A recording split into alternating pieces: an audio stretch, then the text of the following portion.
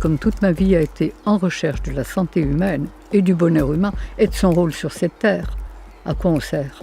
On pourrait peut-être se poser la question.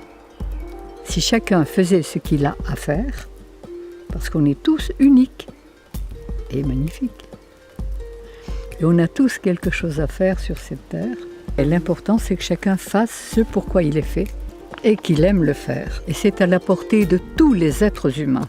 À partir du moment où on aime faire ce que l'on fait, qu'est-ce qu'on peut souhaiter de plus?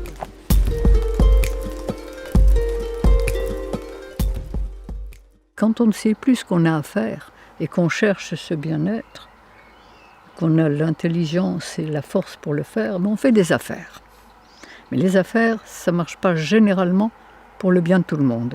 C'est juste pour son propre compte, même au détriment des autres. Quand on ne sait pas, on sert ce qu'on croit. On croit que notre situation, on croit que l'argent, on croit l'amour, on croit le sexe, on a des croyances, mais ce sont des croyances en pleine illusion qui ne nous apportent pas la totalité de ce qu'on attend.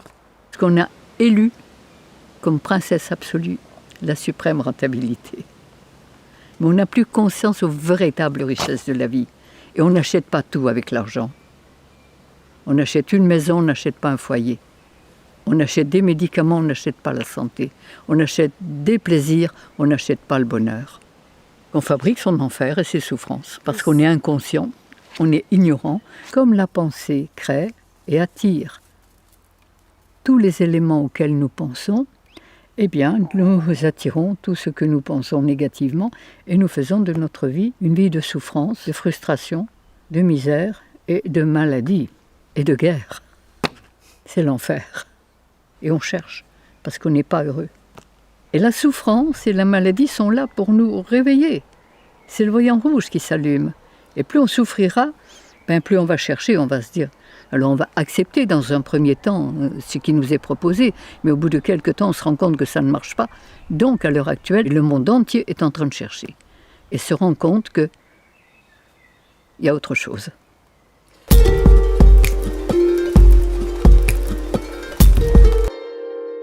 Notre corps est construit de 1/3 de son poids de cellules, des petites merveilles qui font 1/20 de millième de millimètre, qui possèdent un appareil respiratoire, digestif, reproducteur et un cerveau.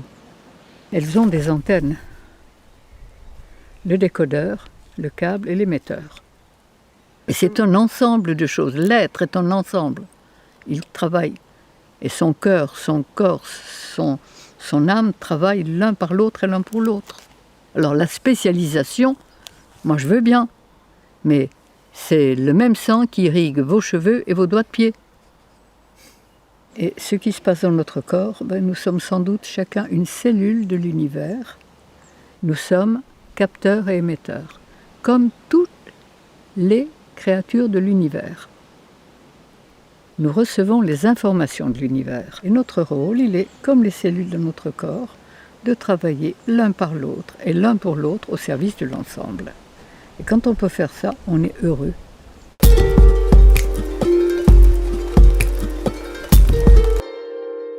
Nous recevons les informations de l'univers. Et ce que les religions ont appelé Dieu, qu'on peut appeler l'intelligence de la vie, qu'on peut appeler comme on veut, il a établi des lois de fonctionnement pour chaque créature. Et la moindre des choses est de respecter ces lois de fonctionnement. À partir de là, on se rend compte que la nature nous a tout donné, absolument tout, pour faire de notre vie un paradis. On est guidé, on est téléguidé en permanence. Et si on est guidé par les forces de la vie, on ne peut que servir la vie. Qu'on soit dans le désert, qu'on soit au pôle Nord, on est bien partout. Quand on est bien intérieurement, et avec l'intelligence de la vie qui nous dirige, on est bien partout. Et plus on sert la vie, plus elle nous sert. Moi, je suis émerveillée tous les jours de voir, à mon âge, tout ce qui m'arrive de merveilleux. Et c'est tous les jours. Si c'est pas ça le paradis, moi.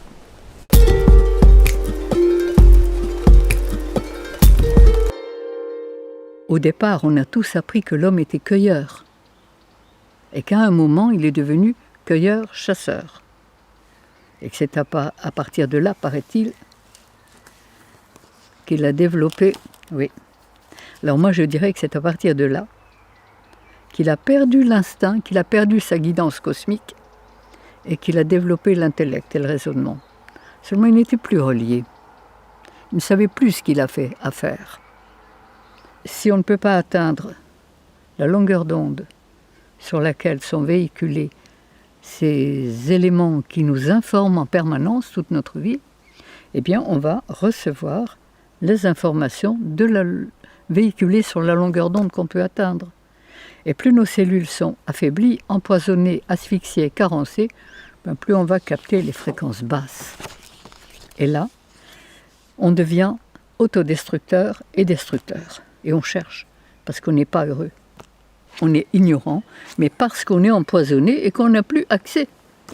Comme on n'a pas compris ces lois, et qu'on a mis dans notre corps n'importe quel carburant, obligatoirement, nos chères petites cellules empoisonnées, carencées, n'ont plus pu se relier à la longueur d'onde la plus élevée, celle de l'intelligence universelle, où l'état de conscience, les idées, les sentiments, tout est fait pour aller dans la paix, dans l'harmonie et dans la créativité. Comme on est bien, on n'attire que des choses qui nous font du bien. Et si chaque cellule, chaque être humain fait de sa vie un paradis, ça sera le paradis sur la terre.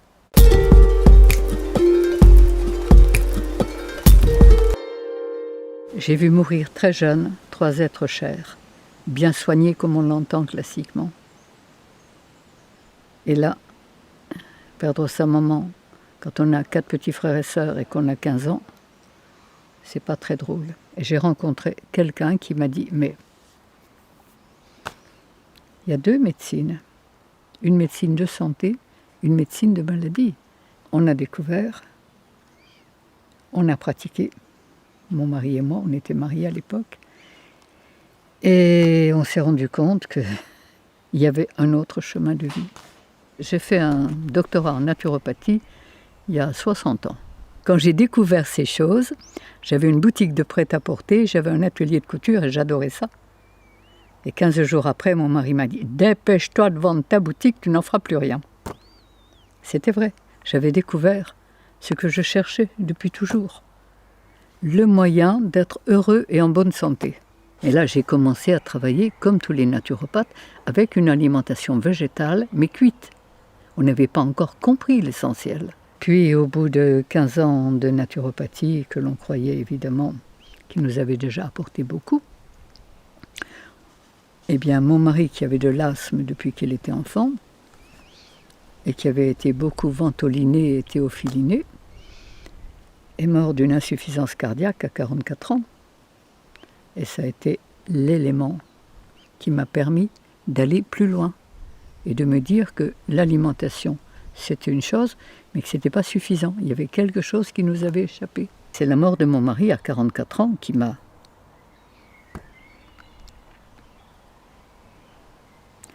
permis, qui m'a obligé à chercher. Je me suis dit qu'on croyait tout savoir et en fait, pour mourir à 44 ans, il y avait quand même quelque chose qui n'était pas juste. Tous les jours, je dis merci à la vie de m'avoir fait passer par ces épreuves très difficiles pour m'obliger à chercher. C'est le hasard, c'est les lectures, c'est les rencontres, c'est l'information à travers tous les consultants que j'avais. Et quand on cherche, on trouve. Et j'ai trouvé un bout de chemin, puis un autre bout. Et puis, de bout en bout, j'ai rassemblé. Il y avait un autre chemin de vie, celui du respect des lois de la vie.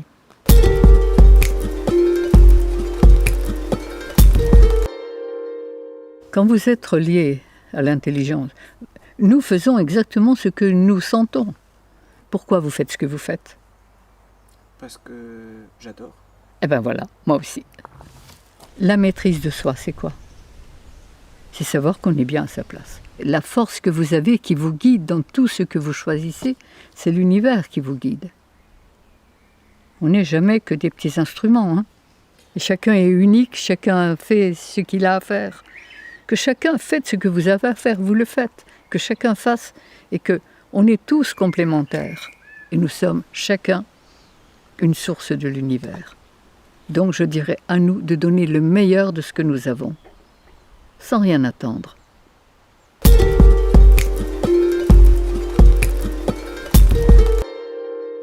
La santé est ce que nous avons de plus précieux.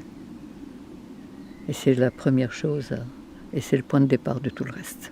Toutes les déviations humaines ont leur racine dans l'alimentation qui n'est pas celle de notre système digestif. Et je me suis rendu compte qu'en mangeant des aliments vivants, ils pouvaient nous apporter de la vie. Étant donné que notre foie, le foie humain, a été conçu et construit pour digérer les fruits de la cueillette, et que le système, les fruits nous apportent l'énergie de l'air, de l'eau, de la terre, du soleil. Les fruits, c'est le sucre. C'est le carburant de notre système humain. Et quand on mange des fruits, on se rend compte qu'on n'a pas faim et qu'il faut en manger peu pour être rassasié. Si on n'avait donné que de l'herbe et du foin aux vaches, ces pauvres bêtes n'auraient été ni malades et encore moins folles. Et c'est exactement pareil pour les hommes. S'ils donnaient à leur corps les aliments qui sont faits pour son système digestif, pourquoi les hommes ont changé leur alimentation? Pourquoi ils ne sont pas restés cueilleurs et qu'ils sont devenus cueilleurs-chasseurs? Quand vous avez une voiture au diesel, vous ne la faites pas marcher au super. Et pour moi, le péché originel, c'est la cuisson de nos aliments. Mais on a tellement l'habitude à cette nourriture qu'on n'imagine pas pouvoir s'en passer. Pourtant, quand on découvre tout ce qu'on peut faire avec des végétaux, avec des légumes, avec des graines germées, avec des fruits, c'est absolument infini. Et c'est créatif et c'est délicieux au maximum. Et c'est très nutritif.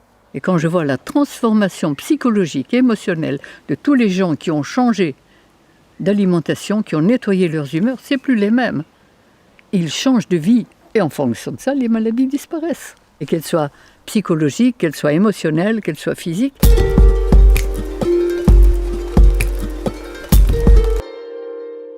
Au-dessus des nuages, il y a toujours le soleil et la solution à tous les problèmes.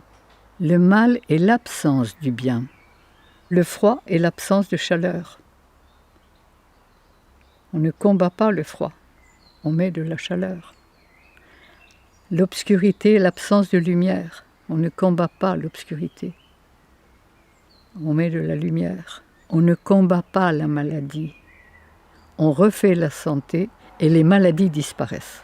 Je me suis rendu compte que toutes les maladies sont guérissables. Maladie, ça veut dire quoi? Ça veut dire que quand notre corps crie au secours, quand il est en état de souffrance, c'est qu'il veut se libérer, c'est qu'il veut expulser, éliminer des résidus qu'une nourriture qui n'est pas faite pour lui lui a inculqués. Il faut refaire une véritable philosophie de santé, de bien-être. Et je veux faire, et j'ai l'intention, et nous avons l'intention, de faire des éducateurs de santé.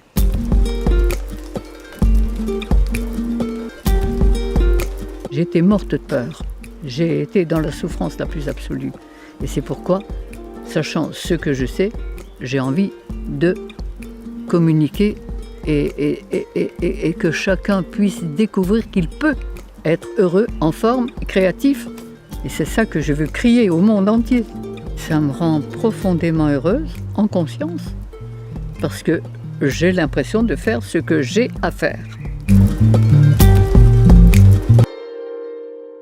Cherchez et vous trouverez.